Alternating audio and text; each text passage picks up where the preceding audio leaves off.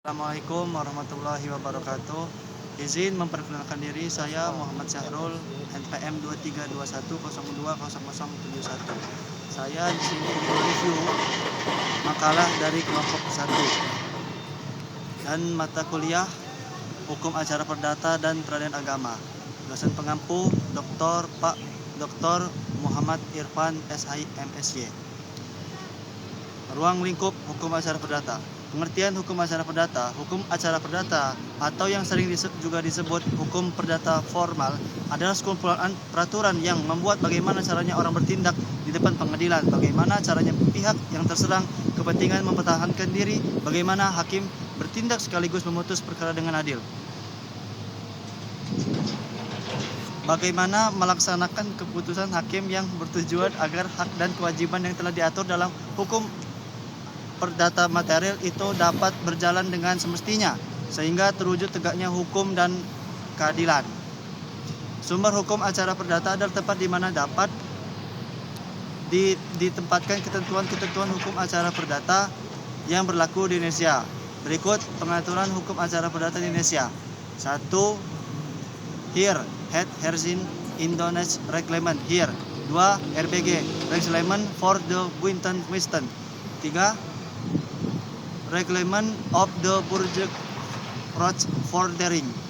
Yang keempat, WVK, Wetboek van Kok Hadel.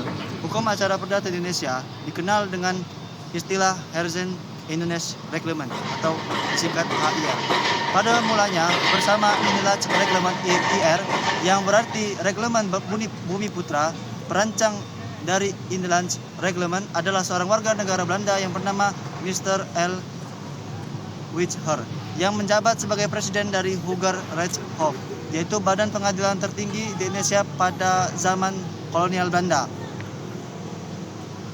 Dengan surat keputusan Gubernur Jenderal Rochefort tertanggal 5 Desember 1846 nomor 3, Mr.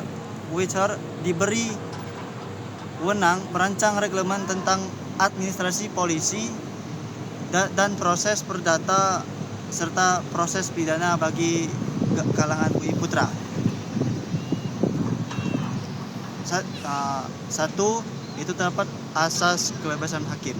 Asas kebebasan hakim merupakan asas bersifat universal yang berlaku di semua negara hukum. Lalu yang selanjutnya, yang kedua, asas hakim bersikap menunggu. Asas ini berarti bahwa inisiatif berperkara di pengadilan ada pihak-pihak yang berkepentingan, sedangkan hakim bersikap menunggu datangnya tuntutan yang diberikan kepadanya.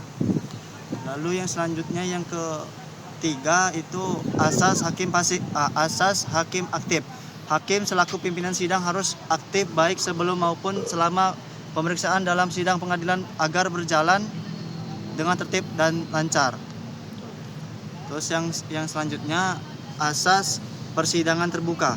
Asas ini diatur dalam pasal 17 ayat 1 Undang-Undang Nomor 14 Tahun 1970 yang menyatakan bahwa sidang pemeriksaan pengadilan adalah terbuka untuk umum kecuali apabila undang-undang menentukan lain.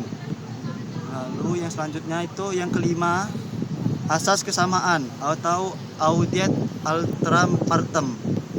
Dalam proses pengadilan, kedua belah pihak harus diperlakukan secara adil dan diberi kesempatan yang sama dalam hal membela kepentingan masing-masing. Yang selanjutnya itu, yang keenam, asas keputusan disertai dengan pasal-pasal.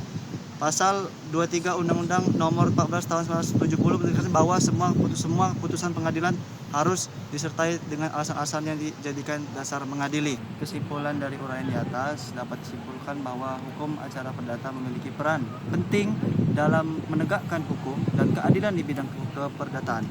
Melalui peraturan ini, setiap warga negara dapat memperjuangkan haknya secara tertib, sah, dan sesuai mekanisme hukum yang berlaku.